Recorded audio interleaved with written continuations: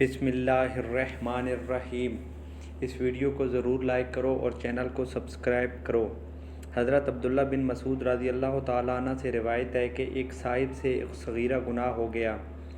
برگاہ رسالت صلی اللہ تعالیٰ علیہ وآلہ وسلم میں حاضر ہو کر عرض کی، یا رسول اللہ صلی اللہ علیہ وسلم، کوئی ایسا عمل جس سے میرے گناہ دھل جائیں۔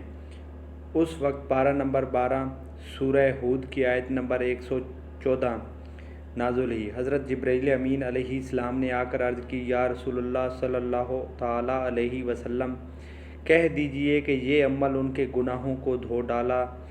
بسم اللہ الرحمن الرحیم۔ السلام علیکم۔ محترم ناظرین، حضور نبی کریم صلی اللہ تعالیٰ علیہ وسلم نے اپنے عزیز و اقارب اور اہل و عیال کے ہمراہ مکہ مکرمہ واپس لوٹے تو ام المومنین حضرت سیدنا خدیجہ رضی اللہ تعالیٰ عنہ بیمار رہنے لگی۔ حضور نبی کریم صلی اللہ تعالیٰ علیہ وسلم نے آپ پر علاج معالجہ پر بھرپور توجہ دی، مگر کچھ افاقہ نہ ہوا۔ اس دوران حضور نبی کریم صلی اللہ تعالیٰ علیہ وسلم کے غم گزار چچا جناب ابو طالب بھی انتقال فرما گئے۔ اب بھی جناب ابو طالب کی موت کا غم کچھ کم نہ ہوا تھا کہ حضور نبی کریم صلی اللہ تعالیٰ علیہ وسلم کو بیوی کی موت کا غم بھی برداشت کرنا پڑا، اور آپ رضی اللہ تعالیٰ عنہ جناب ابو طالب کی موت کے 3 یا 5 دن بعد اس جہاں فانی سے کوچ فرما گئیں۔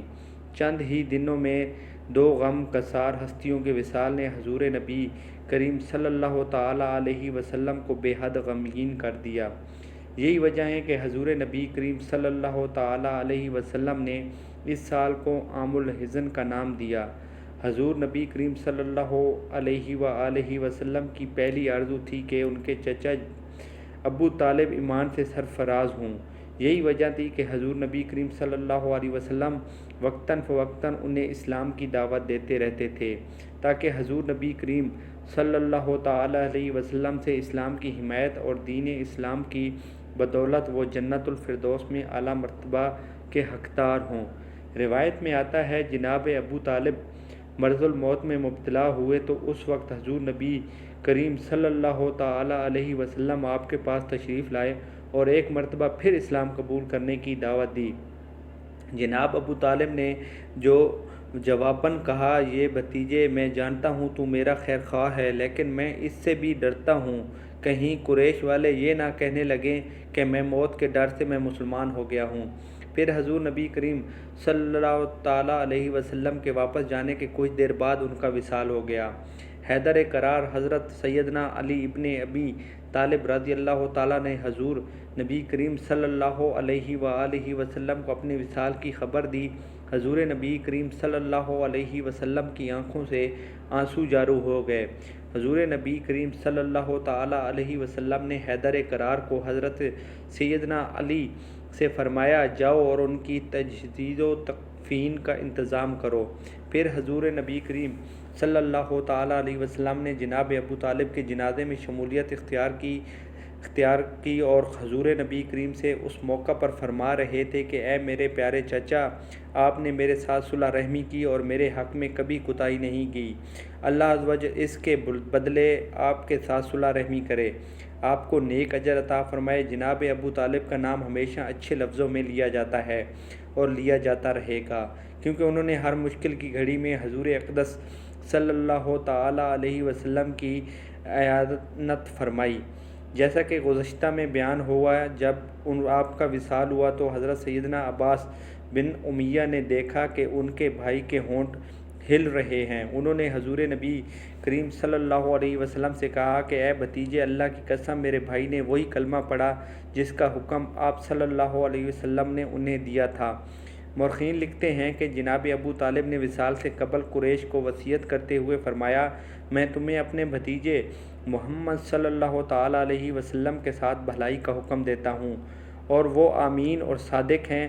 اللہ کی قسم میں دیکھتا ہوں عرب کے دور دراز علاقوں کے نادروں اور ضعیف لوگوں نے اس کی دعوت کو قبول کر لیا ہے، اور اس دعوت کو قبول کرنے کی وجہ سے وہ معتبر ہو گئے ہیں۔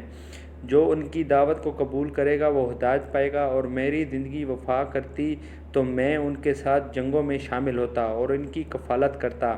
حیدر کرار حضرت سیدنا علی ابن ابی طالب رضی اللہ تعالیٰ عنہ سے مروی ہے، آپ فرماتے ہیں میرے والد جناب ابو طالب نے میرے دادا جناب عبد المطلب کی پیروی کی اور وصال فرمایا۔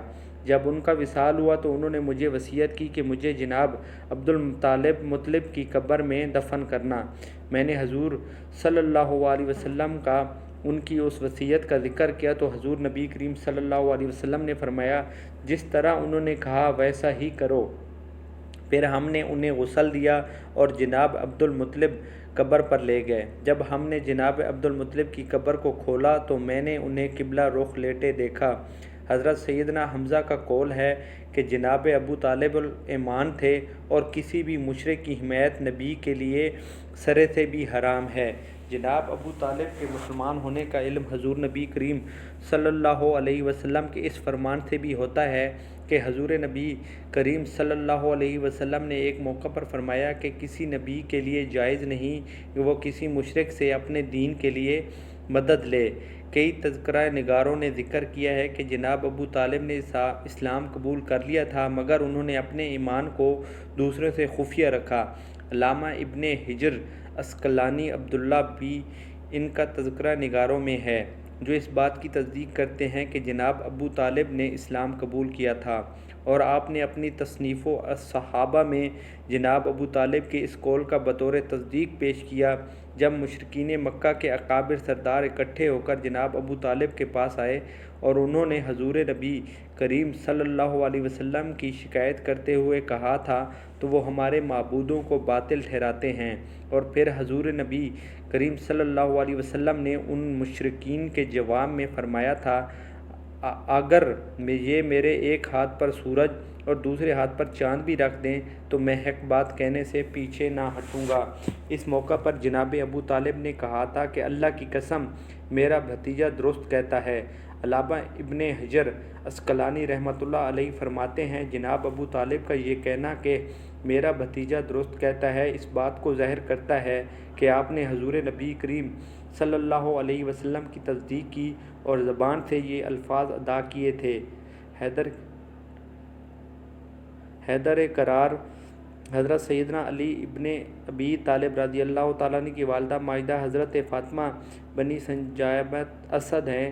حضور نبی کریم صلی اللہ علیہ وسلم نے نبوت کا اعلان کیا تو آپ نے ابتدا میں ہی اسلام قبول کر لیا۔ آپ بھی کو یہ شرف بھی حاصل ہے کہ آپ پہلی ہاشمی خاتون ہیں جنہوں نے حضور نبی کریم صلی اللہ علیہ وسلم کی دعوت توحید پر لبیک کہا اور اسلام قبول کیا۔ حضرت فاطمہ بنت اسد بچپن سے ہی نیک عادات و اطوار کی ملکہ تھی اور آپ جناب عبد المطلب کی بھتیجی اور رشتہ دار تھی۔ جناب عبد المطلب کی چاچا زاد تھی۔ آپ نیک عادات اور عمدہ خصائل کی بنا پر جناب عبد المطلب نے آپ کو اپنی بہو بنانے کا فیصلہ کیا۔ جیسا کہ بیان ہو چکا ہے کہ نبی کریم صلی اللہ علیہ وسلم نے والدہ اور دادا کے وصال کے بعد اپنے چچا جناب ابو طالب کے زیر سایہ پرورش پائی۔ آپ نے بھی حضور نبی کریم صلی اللہ علیہ وسلم کو اپنے سکے بچوں کی مانندہ عزیز رکھا اور حضور نبی کریم صلی اللہ علیہ وسلم کی ہر ضرورت کا خیال رکھا۔ آپ رضی اللہ تعالیٰ عنہ نے بھی شعیب ابی طالب میں معصوری کے ایام بسر کیے، اور جب حضور نبی کریم صلی اللہ علیہ وسلم نے مکہ مکرمہ میں موجود مسلمانوں کو مدینہ منورہ کی جانب ہجرت کا حکم دیا تو آپ بھی مدینہ منورہ کی جانب ہجرت کر گئے۔ حضور نبی کریم صلی اللہ علیہ وسلم کو حضرت فاطمہ بن اسد سے وحلانہ محبت تھی، اور حضور نبی کریم صلی اللہ علیہ وسلم اس طرح تقریم کرتے تھے جیسا ایک بیٹا اپنی ماں کی تعظیم کرتا ہے۔ حضور نبی کریم صلی اللہ علیہ وسلم اکثر و بیشتر آپ رضی اللہ تعالیٰ عنہ کے پاس تشریف لاتے اور آپ کے پاس آرام کرتے۔ جب آپ کے فرزند حیدر قرار حضرت سیدنا علی ابن ابی طالب رضی اللہ تعالیٰ عنہ کا نکاح شہزادی رسول اللہ صلی اللہ علیہ وسلم سے حضرت سیدنا فاطمہ الزہرا رضی اللہ تعالیٰ عنہ سے ہوا تو حیدر قرار حضرت سیدنا علی کرم اللہ وجہ الکریم ماں کی خدمت میں یوں عرض کیا کہ ماں رسول اللہ صلی اللہ علیہ وسلم کی شہزادی آپ کے گھر آئی ہیں اور میں آج سے پانی بھروں گا اور بحر کی تمام اموروں کا نگہبان ہوں گا۔ جبکہ وہ کہہ چکی تھی اور آٹا گوندتے بھی آپ کے معاون ہوں گے۔ حضرت فاطمہ بن اسد کا وصال مدینہ منورہ میں حضور نبی کریم صلی اللہ علیہ وسلم کی ظاہری و حیات مبارکہ میں ہوا۔ جب حضور نبی کریم صلی اللہ علیہ وسلم کو آپ رضی اللہ تعالیٰ عنہ کے وصال کی خبر ملی تو آپ کی آنکھوں مبارک سے آنسو جاری تھے۔ اور جب حضور نبی کریم صلی اللہ علیہ وسلم تشریف لائے اور آپ رضی اللہ تعالیٰ عنہ کے سرہانے کھڑے ہو کر فرمایا، ماں، اللہ عز و جل تم پر رحم فرمائے اور تم نے بھوکے رہ کر مجھے کھلایا پلایا اور اپنے لباس کی حاجت کو ختم کرتے ہوئے مجھے لباس مہیا کیا۔ پھر حضور نبی کریم صلی اللہ علیہ وسلم نے حیدر کرار حضرت سیدنا علی ابن ابی طالب رضی اللہ تعالیٰ عنہ کو اپنا کرتا دیتے ہوئے فرمایا، انہیں میرے اس کرتا میں کفن دینا۔ فرمان رسول خدا صلی اللہ علیہ وسلم و صحابہ وسلم نے فرمایا، ایک مرتبہ حضرت جبرائیل علیہ السلام نے مجھ سے کہا، اللہ پاک فرماتا ہے، اے محمد صلی اللہ علیہ وسلم، کیا تم اس بات پر راضی نہیں کہ تمہارا امتی تم پر ایک مرتبہ درود شریف بھیجنے میں اس پر 10 مرتبہ رحمتیں بھیجوں گا۔ ایک صاحب سے جب گناہ ہو گیا تو حضرت عبداللہ ابن مسعود رضی اللہ تعالیٰ عنہ سے روایت ہے کہ ایک صاحب سے ایک صغیرہ گناہ ہو گیا۔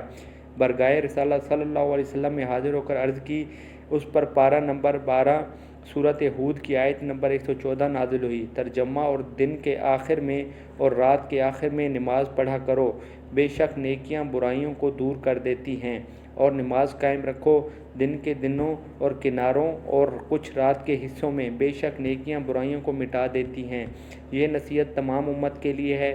گناہ کرنے والے صحابی نے عرض کیا، یا رسول اللہ وسلم، کیا یہ نصیحت خاص میرے لیے ہے؟ آپ صلی اللہ علیہ وسلم نے فرمایا، میری سب امت کے لیے۔ بخاری حدیث 526۔ اللہ پاک سے عاجزانہ دعا ہے کہ میرے تمام مسلمان بہن بھائیوں کو بچوں کو اللہ پاک اپنے حفظ و امان میں رکھے، آمین یا رب العالمین۔ جزاک اللہ۔